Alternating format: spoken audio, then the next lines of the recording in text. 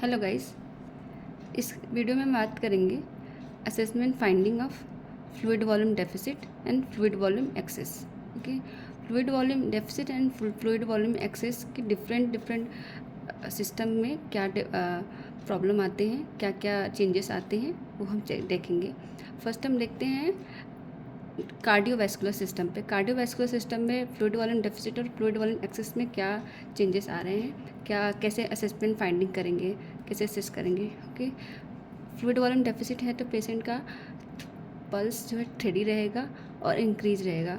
बहुत मिनिमल आपको pulse feel होगा और पल्स इंक्रीज रहती है, थ्रेडी पल्स रहेगी। Okay, increase BP, orthostatic hypotension. Patient जैसे ही बेड से उठेगा और चलने की कोशिश करेगा, उसको खड़े होते ही उसको बीपी फॉल होने लगेगा, हाइपोटेंशन हो जाता है। Okay, flat neck and hand when in dependent position. Dependent position में नेक और हैंड का जो वेन है वो फ्लैट फील होगा, जिसकी वजह से डिमनिश पल्स या थ्रेडी पल्स फील होता है। Diminish peripheral pulse. Okay, increase CVP, central venous pressure increase रहता है। Okay, this is all about for fluid volume deficit in cardiovascular system. Next हम देखिए fluid volume excess in cardiovascular system में क्या problem आती है, क्या असेसमेंट फाइंडिंग है। Increase pulse rate. Okay, pulse rate increase होगा with bounding pulse. Elevate BP increase रहेगा क्योंकि फ्लूइड वॉल्यूम एक्सेस है, बॉडी में एक्सेस वॉल्यूम है, इस वजह से फ्लूइड वॉल्यूम एक्सेस रहेगा, बीपी इंक्रीज रहेगी। Distended neck and hand when, जो हैंड और नेक की वेन रहेगी डिस्टेंडेड होगी, आपको विजुलाइज होगी कि नेक और हैंड की वेन, जो नेक की स्पेशली नेक की वेन डिस्टेंडेड है। Elevated CVP। Okay, fluid volume excess in cardiovascular system in excess. Okay, अगर आप ये फुल वीडियो देखते हो तो आपको लास्ट में देखना पता चलेगा कि लैब वैल्यू में क्या चेंजेस मिलते हैं, लैब वैल्यू में क्या देखने को मिलता है fluid volume deficit and fluid volume excess की वजह से। Please we continue. Next system की बात करें, रेस्पिरेटरी सिस्टम। रेस्पिरेटरी सिस्टम में increase rate and depth of respiration. Fluid volume deficit है, फ्लूइड की कमी है बॉडी में, तो रेट एंड डेप्थ दोनों इंक्रीज रहेगा और पेशेंट डिस्निया फील करेगा, difficulty in breathing. Fluid volume excess की बात करें रेस्पिरेटरी सिस्टम में, increase rate, respiration rate increase रहता है, पेशेंट डिस्निया फील करेगा। Moist crackle on auscultation, moist crackle on auscultation. Fluid volume excess में पेशेंट को क्रैकल साउंड फील होता है अगर हम एस्कल्टेट करें लंग्स को, तो due to excess volume in the body. Neuromuscular system के बारे में बात करें तो उसमें in decrease central nervous system activity from lethargy to coma. Patient lethargy feel करेगा, कोमा फील करेगा, थका हुआ फील करेगा और नर्वस सिस्टम का जो सेंट्रल नर्वस सिस्टम की एक्टिविटी है वो कम रहेगी, डिक्रीज रहेगी। मे भी फीवर हो सकता है, स्केलेटल मसल वीकनेस हो सकता है। पेशेंट की जो मसल्स मूवमेंट है वीक रहेगी, स्केलेटल मसल वीकनेस फील होगा। ओके, फ्लूइड वॉल्यूम एक्सेस में देखें तो Altered LOC, Altered level of consciousness, patient में भी हो सकता है, कॉन्शियसनेस लॉस हो सकता है, अल्टर्ड हो सकता है, हेडेक फील होगा, वीकनेस, स्केलेटल मसल वीकनेस रहता है और विजुअल डिस्टर्बेंस, एक्सेस वॉल्यूम की वजह से विजुअल डिस्टर्बेंस रहेगी। This is all about for neuromuscular system in fluid volume deficit and fluid volume excess. Next देखें तो रिनल में बहुत इंपॉर्टेंट क्वेश्चन आते हैं कि फ्लूइड वॉल्यूम डेफिसिट है या फिर ओलिगोयूरिया है या फिर एन्यूरिया है या फ्लूइड वॉल्यूम की कमी या डिहाइड्रेशन है, तो रिनल पे क्या डिफरेंस, क्या प्रॉब्लम आएगी, क्या देखने असेसमेंट फाइंडिंग क्या मिलेगी। One of the most important होता है जो डिक्रीज यूरिन आउटपुट, या तो ओलिगोयूरिया हो जाएगा, यूनियूरिया हो जाएगा, या तो डिक्रीज हो जाएगा, नॉर्मल वैल्यू से कम हो जाएगा यूरिन आउटपुट। ओके, अगर फ्लूइड वॉल्यूम एक्सेस की बात करें यूरिन में तो इंक्रीज यूरिन आउटपुट, रिनल में यूरिन आउटपुट जो होता है इंक्रीज हो जाता है। Okay,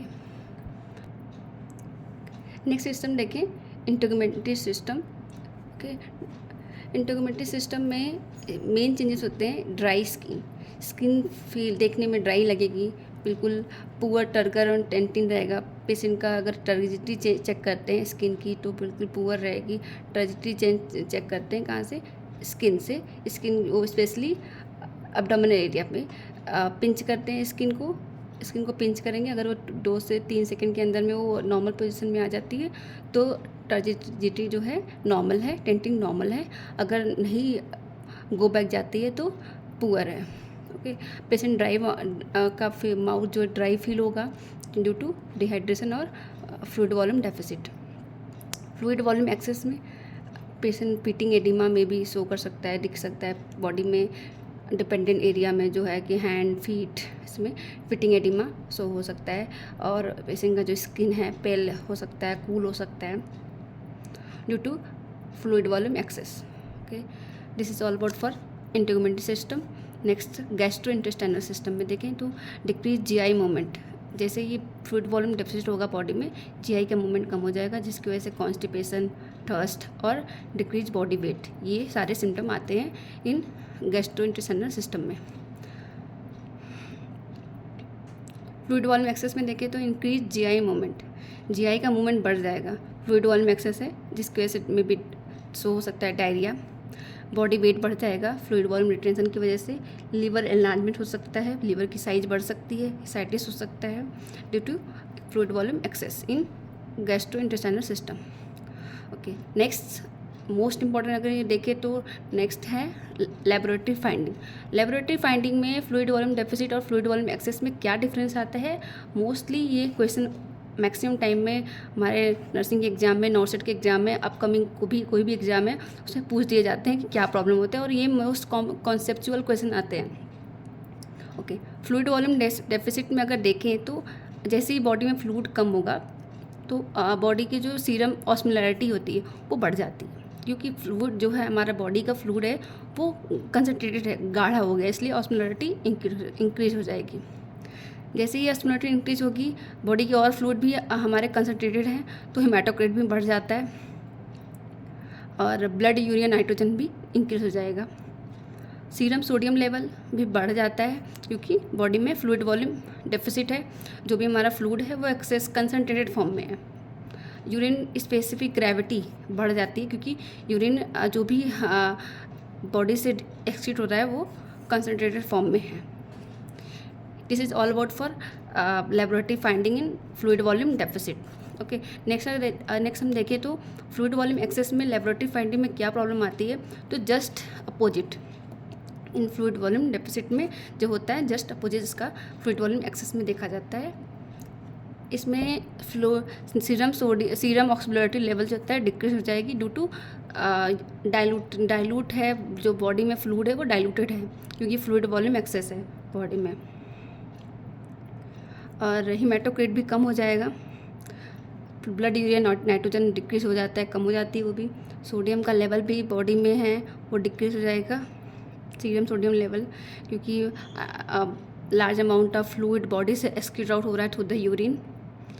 decrease urine specific gravity, इस जो भी यूरिन एक्सक्रीट हो रहा है वो स्पेसिफिक ग्रेविटी से कम होगी क्योंकि वो कंसनट्रेटेड नहीं है, डाइल्यूटेड फॉर्म में है इसलिए। ओके, आपको इस बारे में बहुत अच्छी जानकारी मिली होगी आपके अपकमिंग एग्ज़ाम के लिए, नॉर्सेट एग्ज़ाम के लिए। बहुत सारे क्वेश्चन आपके डायरेक्ट इस टॉपिक से आते हैं, डायरेक्ट आपको कोई भी क्वेश्चन दे देगा और डायरेक्ट इस यहाँ से आपको आंसर मिल सकता है। प्लीज़ इस टॉपिक को अच्छे से देखिएगा, कंसंट्रेट होकर पढ़िएगा, इससे बहुत सारे क्वेश्चन मिलते हैं।